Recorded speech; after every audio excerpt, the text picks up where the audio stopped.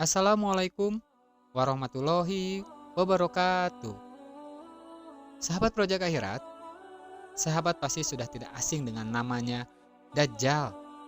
Ya, si Dajjal ini adalah seorang manusia pendusta dan penebar fitnah terbesar yang lahir dari keturunan Yahudi atau Yahuza. Dalam berbagai riwayat, si Dajjal ini kelak akan dibunuh oleh Nabi Isa alaihissalam atas izin Allah Ta'ala di akhir zaman nanti. Semoga kita tidak mengalaminya ya kawan. Peristiwa ini menjadi salah satu tanda-tanda terjadinya hari kiamat. Si Dajjal ini kalangan jin atau makhluk lain ya. Sahabat, sebelum lanjut, kami mau mengucapkan terima kasih banyak yang sudah memfollow, mensubscribe, dan like and comment ke channel ini. Insya Allah bermanfaat. Dan sahabat, terus ya dukung channel kami ini dengan cara klik tombol subscribe dan klik tombol loncengnya agar terus bisa dapat pemberitahuan terbaru dari channel Project Akhirat. Nah sahabat, sebenarnya si Dajjal ini bukanlah jin atau makhluk lain ataupun alien. Bukan termasuk ke salah satu dari mereka. Tetapi si Dajjal ini ialah manusia. Manusia yang ditangguhkan ajalnya seperti halnya Nabi Isa alaihissalam. Nah, si Dajjal ini lahir di negeri Samirah atau Samaria, negeri kecil di Palestina warisan Nabi Sulaiman alaihissalam. Negeri Samirah ini berasal dari seseorang yang berasal dari Bani Israel atau Musa Samiri. Nah, si Musa Samiri ini adalah seorang pembuat berhala sapi emas. Ia pengikut Nabi Musa alaihissalam yang kemudian sesat dan merupakan tokoh kafir yang disebut di dalam Al-Quran. Si Dajjal ini lahir dari seorang ayah dan ibu keturunan Yahuda atau Yahudi.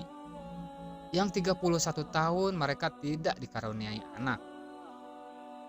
Ketika lahir, si Dajjal menjadi anak yang paling menyengsarakan kedua orang tuanya.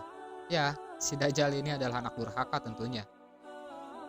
Sebagaimana yang digambarkan oleh Rasulullah Shallallahu Alaihi Wasallam, ayah dan ibu Dajjal itu melewati pernikahannya selama 30 tahun loh, tanpa melahirkan satu orang anak pun. Kemudian lahirlah dari mereka seseorang anak laki-laki, atau seorang anak laki-laki yang buta sebelah matanya. Ia menjadi orang yang paling berbahaya dan paling sedikit manfaatnya, terutama bagi kedua orang tuanya dan bagi umat manusia. Kedua matanya tertidur, tetapi hatinya tetap terjaga. Keluarga Dajjal ini, ayah dan ibunya adalah penyembah berhala. Ya, mereka menyembah berhala berbentuk sapi betina. Menurut Dr. Isa Daud dalam bukunya, kemunculan Dajjal di segitiga Bermuda. Dajjal lahir 100 tahun sebelum kelahiran Nabi Musa alaihissalam. Ada yang menyebutkan jika bakal Dajjal ini lahir dari nama Musa Samiri, si pembuat berhala sapi emas, seperti yang disebutkan tadi sebelumnya. Sahabat, sementara dalam buku yang lain yang berjudul Izzoru al-Masik ad-Dajjal disebutkan bahwa si Dajjal ini lahir dari hasil hubungan ketika ibunya sedang menstruasi. Lalu terjadilah kehamilan sebagai pengaruh perbuatan si iblis. Ya, dikisahkan pada malam yang menakutkan diiringi embusan angin dan hujan lebat.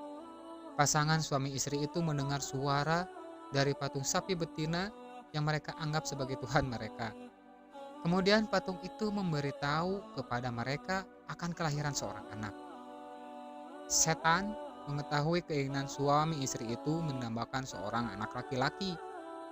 Karena itu, si setan memperdaya berhala itu seakan-akan memberi karunia anak dan meminta korban-korban sesembahan.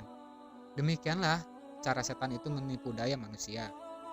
Lalu si ayah memanggil tetangganya dan berita itu pun menyebar luas sehingga menjadi viral.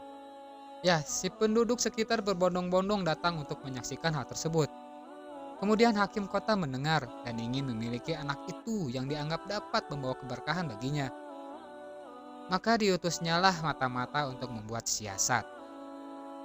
Nah, akhirnya dihadapkannya lah si ayah Dajjal ini kepada si hakim. dan dipaksa untuk mengaku bahwa kabar berita itu adalah hasil rekayasa dirinya sendiri. Karena itu, ayah Dajjal dipaksa untuk mengaku bahwa dirinya lah yang telah mengangkat anaknya dan menaruhnya di pangkuan patung sapi tersebut. Karena sang ayah Dajjal itu menyangkal tuduhannya, akhirnya ia dipenjara dan disiksa. Sementara Dajjal diambil oleh hakim dan dirawat dalam istana. Dalam menghadapi siksa di penjara, ayah Dajjal tidak kuat sehingga ia terpaksa mengakui kebohongan itu.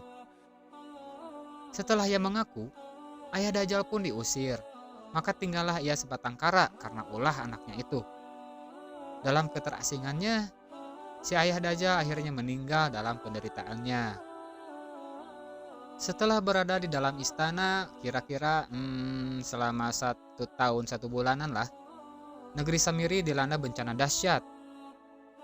Ya, Allah Subhanahu wa Ta'ala memusnahkan negeri itu karena perbuatan penduduknya yang menyembah berhala dan maksiat yang melampaui batas. Kemudian Allah memerintahkan malaikat Jibril menyelamatkan anak itu dan membawanya ke sebuah pulau terpencil yang terletak di tengah-tengah lautan luas yang disebut Laut Yaman.